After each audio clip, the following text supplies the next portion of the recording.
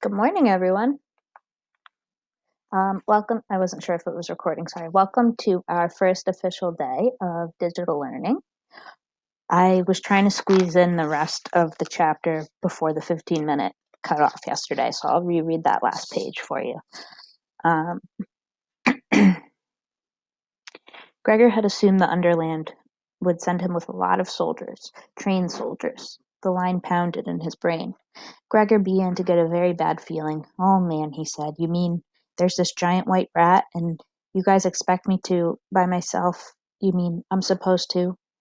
"Kill it, Gregor," said Nerissa. "The bane must die by your hand alone." So that was part one. Now we're on part two, The Hunt. Also, I've been looking up these books online. They're only like $3.99 on Amazon Kindle. If your parent or whoever you're with at home says that's okay and you want to download it and read along, you can do that too. And Kara will probably read ahead. Maybe you didn't actually have to have sleep.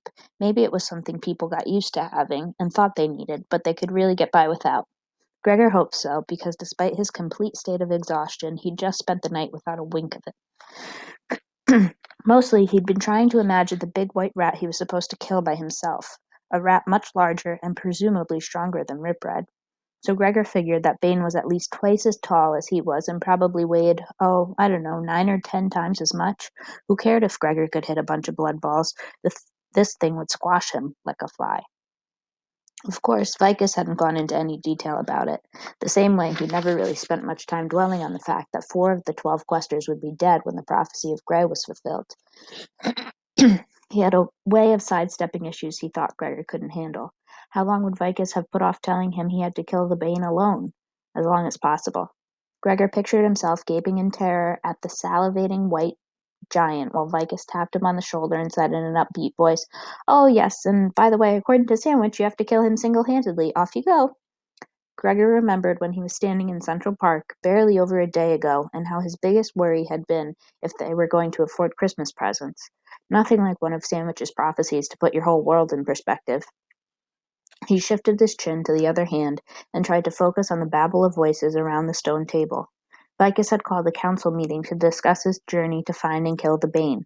The council was a group of older Underlanders who would govern Regalia by committee until Luxa turned 16 and was of age to rule. The only thing the members agreed on was that Gregor needed to get moving as soon as possible. Since the rats knew Gregor and Boots were in the Underland again, they would surely take extra measures to conceal the Bane and hunt down his sister. Apparently, Regalian spies also had brand new information and had just locked in on an area where they thought the white rat was hiding. Although none of them had personally seen the creature, their sources indicated it was in a place called the Labyrinth. The word meant nothing to Gregor, but Ares whispered to him that the labyrinth was a maze. Lizzie and her puzzle book flashed before his eyes. She would be so much better than he would at finding her way around a maze. Thinking of Lizzie made him think of the rest of his family waiting and wondering above, and the thought was unbearable.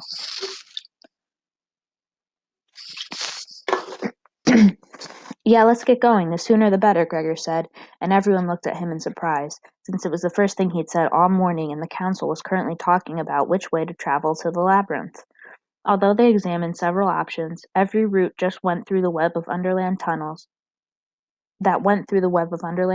was judged too dangerous. While the humans controlled a much wider range of the underland than they had before the war, the labyrinth was situated in a remote corner of the rats' land. So remote, in fact, that most rats never even went there. But if they had the Bane there, it was sure to be guarded. "That leaves the waterway," said Vicus with a frown. "It's not ideal, but it's the least treacherous." "What of the serpents? Their mating season is nigh," said Howard. Gregor didn't know why Luke's cousin had been allowed in the meeting. He was just supposed to be on a family visit. "Good point," agreed Vicus, "and yet another reason to begin the journey at once. Perhaps the party can slip by before the serpents awaken."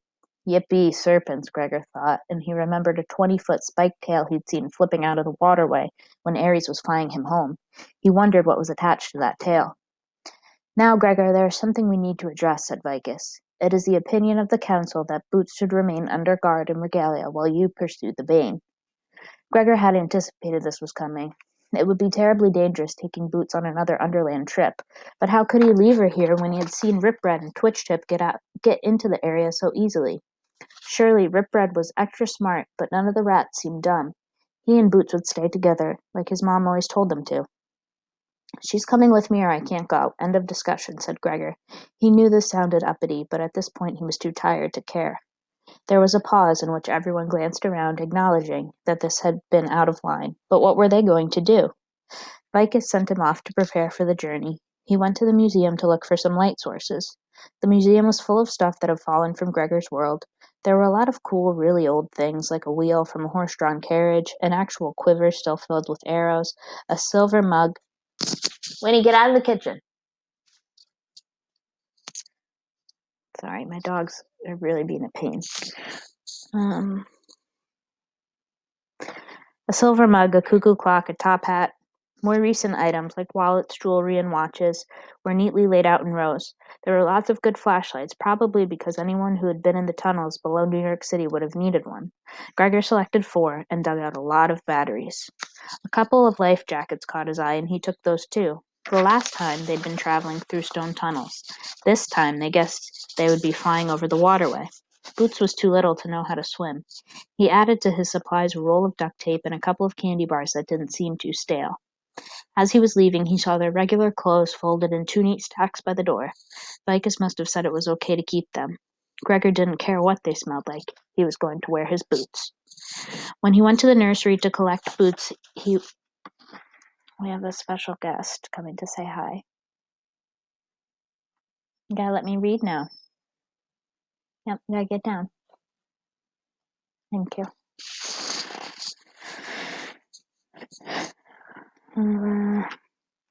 When he went to the nursery to collect Boots, he was told that Dulcet had already taken her down to the river.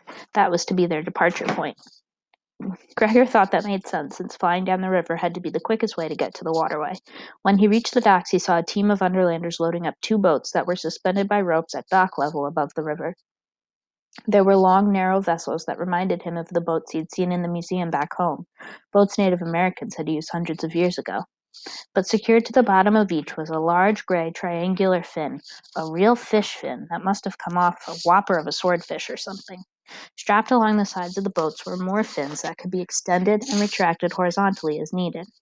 A curved bone was attached to the back of each boat as a rudder. What's with the boats? He asked Vicus, who was overseeing the loading. Are we taking the bats? Ah, yes, but the waterway is vast and provides few hospitable places to rest. No bat would have the stamina to cross it, so much of your trip must be made by sea, said Vicus. Gregor didn't know much about boating, except that, compared to flying, it was slow. It was going to take forever to get to the Bane by water. Just then, Twitch Tip slunk onto the dock. Oh, great, thought Gregor. I bet I end up riding with the crazy rat. Dulcet helped him secure the life jacket on Boots. It was too big, really, but they belted it on as best they could. Gregor wasn't sure what to do with the second jacket. He could swim pretty well, until he saw Temp shivering at the edge of the dock looking at the churning river below. Hey, Temp, are you going with us? He said. Vicus says I may, said Temp. So Gregor put the extra jacket on Temp. The bug allowed it because the princess was wearing one too, and because Gregor got through to him that it would help him float. As he stood up from strapping Temp in, he saw Luxa, Solivet, Merith, and Howard come out of the palace. Luxa and Solivet were wearing gowns, not the long pants they had traveled in before. Wait a minute, you're going with us, right? Gregor said to Luxa. No, Gregor, I cannot. I was only allowed to join you on the first quest because the prophecy of Grey dictated it. Winnie! Winnie! She keeps trying to get snacks.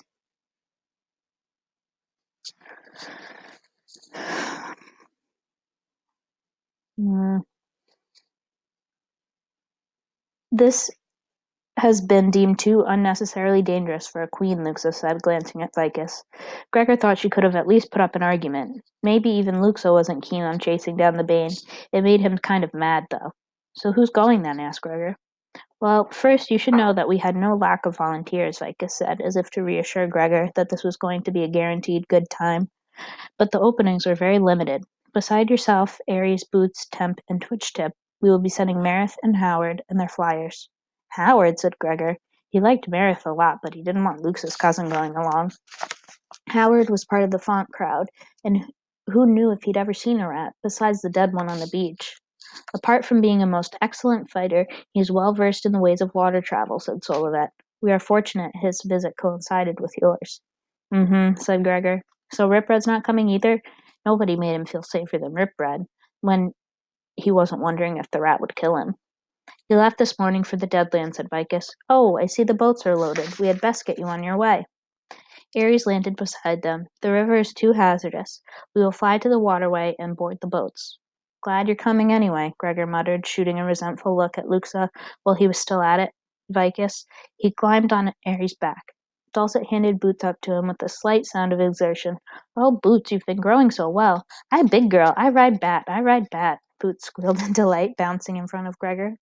On the first trip, Gregor had carried her in a backpack, but she was getting too big for that, especially with this life jacket. Temp ride too, said Boots. The cockroach scurried up behind them, his movement somewhat restricted by the bulky flotation device.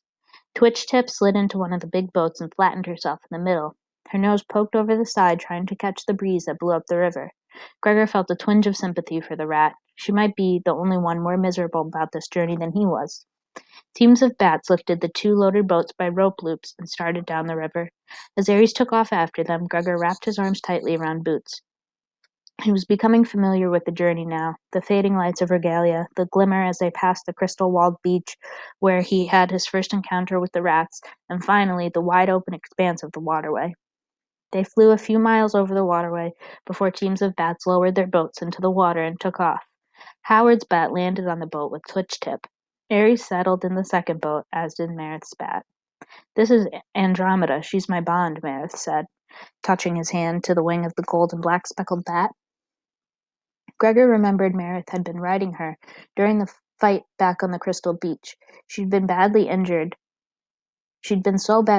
that she'd not come on the Prophecy of Grey trip. Gregor still felt kind of responsible for that because it had happened when he tried to escape. Hey, nice to meet you, he said. Did she still blame him for that night? I am honored to meet you also, Overlander, she said. Maybe, like Marith, she had forgiven him. Marith also introduced him to Howard's bond Pandora, a graceful bat with a rusty red fur. All she said to him was, Greetings. Vicus had flown out after them to bid them goodbye. Gregor, I forgot to deliver you this, he called. His large gray bat swooped over Gregor's boat, and something fell on the floor. Gregor picked up the scroll and found a copy of the Prophecy of Bane written in Nerissa's elegant hand. Fly you high, Vicus said as he headed back toward Regalia, giving them an encouraging wave. Gregor managed to nod back. Boots was wriggling so madly to get out of Gregor's arms. Letting her loose in the boat made him nervous, but he couldn't hold her for days at a time. He set her down in the boat with strict instructions to stay in the boat. Fortunately, the vessel was so deep she couldn't get out anyway. When Gregor stood in the middle, the sides rose up to his shoulders. It was about 20 feet long and made of some kind of animal hide stretched over a bone frame. The 2-foot wide strip of floor ran down the center of the boat. About a third of the way from the front of the boat, Marith hoisted a wooden mast in the air and secured it at the hinged base. It was only the second wooden object Gregor had ever seen in the Underland, the first being the door to Sandwich's room. There were a few seats fashioned from leather and a lot of supplies, especially food. Are we going to eat all this? Asked Gregor. Not by ourselves, but the Shiners will require a great deal of food, said Marith. The Shiners? Said Gregor. Vicus didn't tell you? Gregor wondered how many times he was going to hear that in the next few days. On long voyages, we cannot carry enough fuel to provide light, so we hire Shiners to aid us. I wonder what a Shiner is. They should be here directly. Yes, see, here they come now. Gregor looked in the dark and spotted 2 points of light. They went out and turned on again, closer this time. As the flickering light continued to approach, he could make out the forms of flying insects. By the time the 2 giant bugs landed on the bows of the boats, he had identified them. Oh, they're fireflies, he said. Back at his dad's family farm in Virginia, they flew at the edge of the woods at night. Their little twinkling lights made the whole place look magical. The 3-foot-tall versions perched on the boat weren't nearly so enchanting, but he had to admit that when their butts lit up, they put out some light. Greetings, Shiners, said Marith with a bow. Greetings, all, one of the fireflies said in a high and impossibly whiny voice. I am he called Photos Glow Glow, and she is Zap. All right, I'm running out of time. I'm going to make another video and keep reading.